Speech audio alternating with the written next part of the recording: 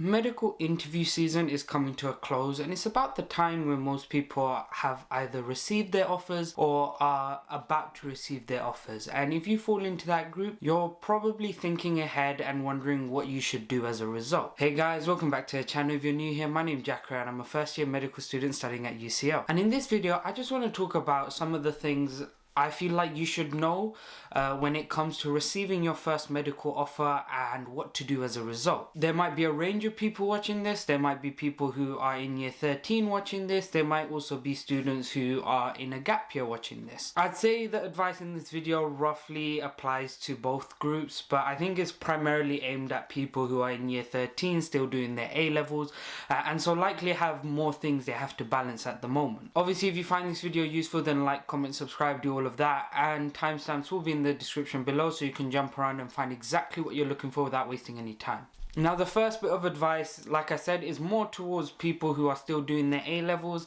and that's to, of course, not neglect your A-levels. Majority of medicine offers, as far as I'm aware, will be conditional offers on the basis that you get a certain set of grades. And as far as I can remember, the most common, at least when I was applying, was A-star AA, which are by no means easy A-levels to obtain. And so it's very important that you carry on working, you carry on revising, and that you carry on preparing for your final exams. It's no good getting the offer and then on results day not getting the grades you need and then not being able to actually do medicine. In fact, I feel like that would be more heartbreaking than getting rejected outright. Another issue with that is obviously if you don't do well in your A-levels because you've neglected it for whatever reason. I know a lot of people get super excited when they receive their offers and then they kind of get complacent. But the issue is that if you do not get the grades you need for medical school, that would also make your life a lot harder if you were to take a gap year, because then you would probably have to really try hard to find medical schools that will take you if you don't get the grade requirement. But yeah, please don't neglect your A-levels. It's still very important and you really want to make sure that you hit all the marks for the conditional offer. The second bit of advice is to check your emails. This was probably my biggest shock when I applied to medicine and got my first few offers. For reference, I got an offer from UCL, where I'm currently studying, and also St. George's.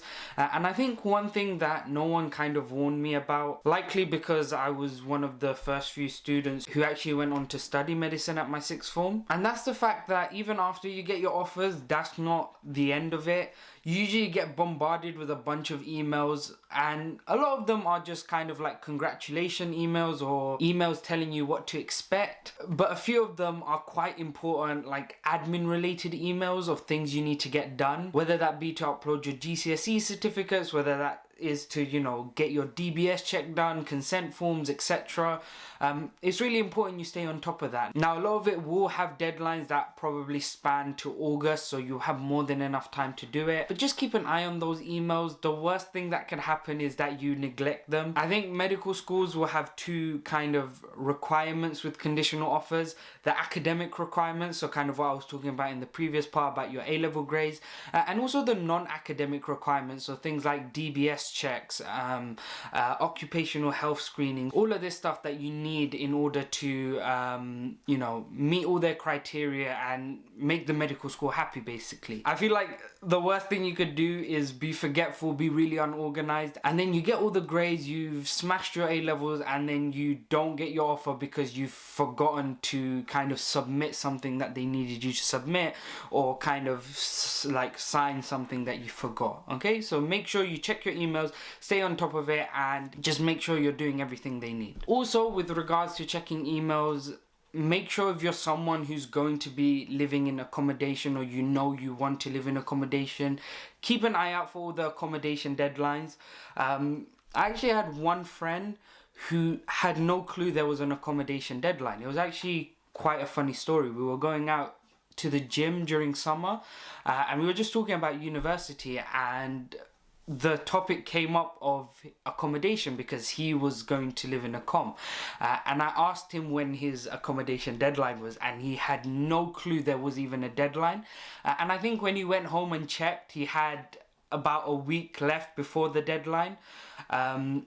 Luckily, he's still got an amazing accommodation and I think he really likes it. But it just goes to show like how easy it is to miss all these deadlines.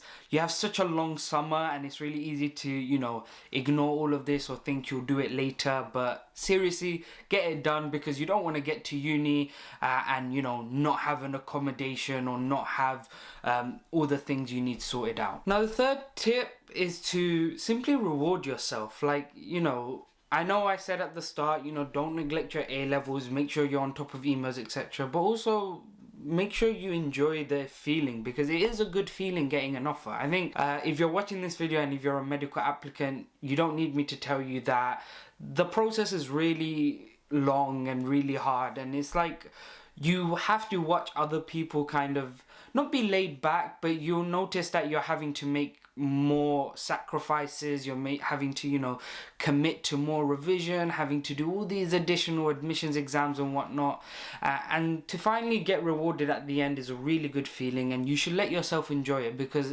that feeling won't come up as often, you know. Like, it's not every day you're going to, you know, get an offer from a medical school or, you know, get opportunity to potentially study at your dream uni. So seriously enjoy it. Maybe go out with friends, reward yourself, and just take a day to like maybe even celebrate it. Obviously, don't celebrate too hard. You still have to get the grades, but don't let yourself not enjoy it, if that makes sense. Number 4 is, I think, primarily targeted at people who are moving into accommodation. Now, this isn't just about medicine, but just in general. But I think one thing I realized was that even after I'd gotten all my A-level stuff out of the way and we broke up for the summer holiday, even then, the amount of time between the start of the summer holiday and university actually starting is a lot bigger than you'd think. And so the last thing you should do is go on a shopping spree as soon as you get your offer, or even as soon as summer starts. I feel like there's so much time to do all of that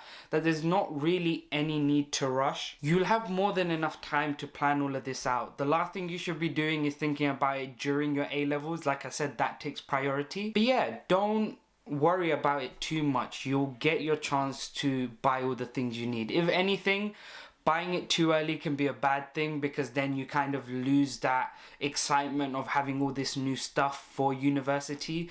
I know for me personally, once I'd gotten like my offers and once all my A levels were done, I knew that for uni I wanted to kind of renovate my desk setup. My old desk was really small, really cramped, and you know, it wasn't that convenient. So I knew for me I wanted to, you know, upgrade a few things, but I made sure to do it like a few months into summer, and I feel like as a result, once I started uni, everything still felt fresh, everything still felt new.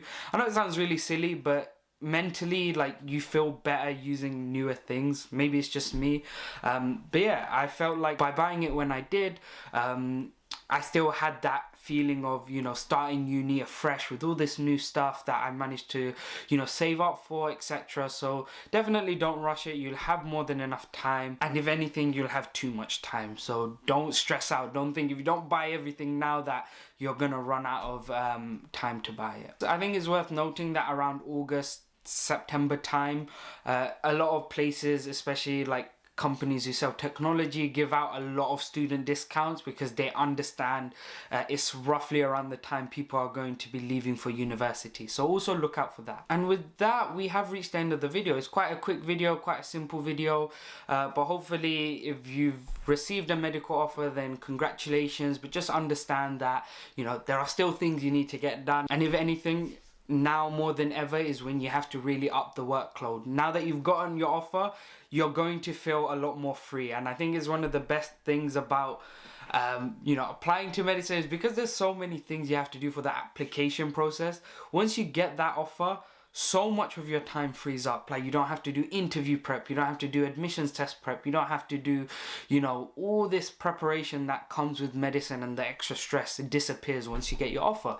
So it's really worth taking that effort and just putting it straight into your A-level revision, as well as, you know, keeping a balance. So now that you have more time, maybe do things that you enjoy, your hobbies, etc. But don't get complacent. And yeah, if you found the video useful, like, comment, subscribe, tell me what you thought. That's been all from me, and goodbye.